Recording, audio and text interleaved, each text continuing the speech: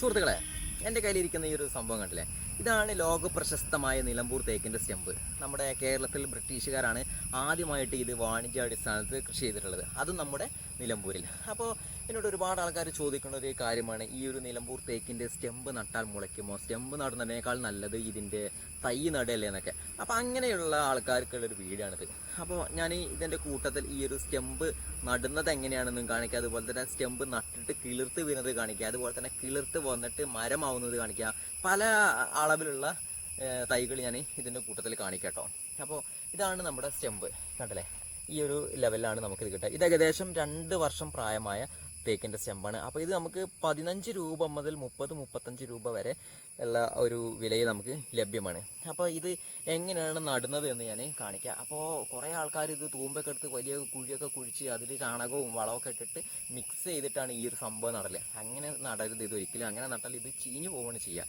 ഇത് വളരെ ലളിതമായിട്ട് നമുക്ക് നടാൻ കഴിയും. നമുക്കൊരു കമ്പിയോ അല്ലെങ്കിൽ ഒരു കമ്പി പാര ഉണ്ടെങ്കിൽ ഒരു കുഴി കുഴിച്ചിട്ട് ഇതാ ഈ കാണുന്ന ലെവലിക്ക്, ഇതാ ഈ ഒരു സ്റ്റെമ്പിൻ്റെ ഈ ഒരു ലെവലിക്ക് എന്ത് ചെയ്യുക, ഇത്രയും ആഴത്തിൽ കൂട്ടിയിട്ട് ഇത്ര മാത്രം മുകളിലേക്ക് വെച്ച് മതി. അങ്ങനെയാണ് ഇത് നടന്നത്. അപ്പോൾ ഇത് നടേണ്ട വീഡിയോ കാണിച്ചു തരാം. നട്ട് കഴിഞ്ഞിട്ട് ഒരു 7-8 ദിവസം അല്ലെങ്കിൽ മാക്സിമം ഒരു 10 ദിവസത്തിൻ്റെ ഉള്ളിൽ ഇവിടുന്ന് കിളിർപ്പ് വരും. അങ്ങനെ കിളിർപ്പ് വന്ന വീഡിയോ കാര്യങ്ങളൊക്കെ ഞാൻ കാണിച്ചു തരാം ഇതിൻ്റെ കൂട്ടത്തിൽ. ഇത് ഒരാഴ്ച മുമ്പ് നട്ട നിലമ്പൂർ തേക്കിൻ്റെ സ്റ്റെമ്മാണ്, കണ്ടില്ലേ.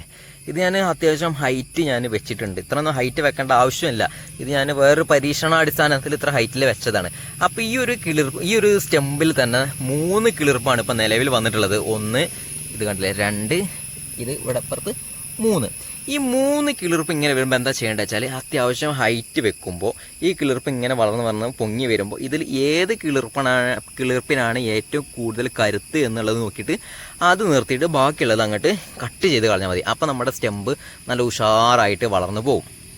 തേക്കൻ സ്റ്റെമ്പ് നടുന്ന വിധം എങ്ങനെയാണെന്ന് വെച്ചാൽ, ഇപ്പോൾ ഞാനിവിടെ കമ്പ് കിട്ടാത്തതുകൊണ്ട് ഒരു പട്ടിക കഷ്ണം എടുത്തിട്ടുണ്ട്. ഈ പട്ടിക കഷ്ണം എടുത്തിട്ട് ഇങ്ങനെ ആഴത്തിലൊരു കുഴി കുഴിക്കുക. എന്നിട്ട് 4 സൈഡിലേക്കും ഒന്ന് ആട്ടി കൊടുത്തിട്ട് ഈ കുഴീൻ്റെ വ്യാസം ഒന്ന് കൂട്ടുക. അതിൻ്റെ ശേഷം ഈ കമ്പ് പുറത്തേക്ക് എടുത്തിട്ട്,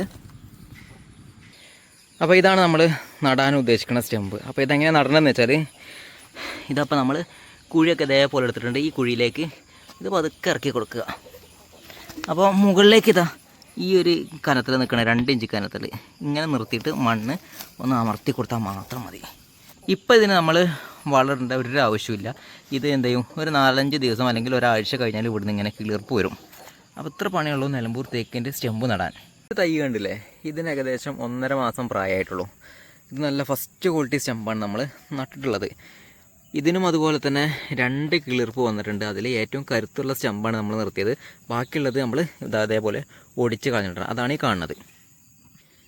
ഇത് നമ്മൾ നട്ടിട്ടുള്ളത് ഒരു സെക്കൻഡ് ക്വാളിറ്റി സ്റ്റെമ്പാണ്. അതിൻ്റെ ഒരു കരുത്ത് കണ്ടില്ലേ നിങ്ങൾ, ഈ ഒരു ചെറിയൊരു വണ്ണായിട്ടുള്ളൂ.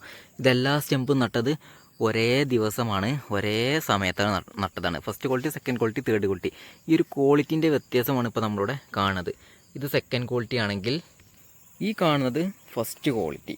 ഇനി ഞാൻ തേർഡ് ക്വാളിറ്റി കാണിച്ചു തരാം കേട്ടോ. തേർഡ് ക്വാളിറ്റി ഇതാ ഇതിൻ്റെ തൊട്ടപ്പുറത്തുണ്ട്. ഇതാണ് തേർഡ് ക്വാളിറ്റി. തേർഡ് ക്വാളിറ്റി സ്റ്റെമ്പിൻ്റെ ആ ഒരു കിളിർത്ത് വന്നതിൻ്റെ വണ്ണവും അതിൻ്റെ വലുപ്പമൊക്കെ കണ്ടില്ലേ. ഇതാണ് സ്റ്റെമ്പ് വാങ്ങുമ്പോൾ നല്ല ക്വാളിറ്റി സ്റ്റെമ്പ് വാങ്ങണമെന്ന് പറയണത്.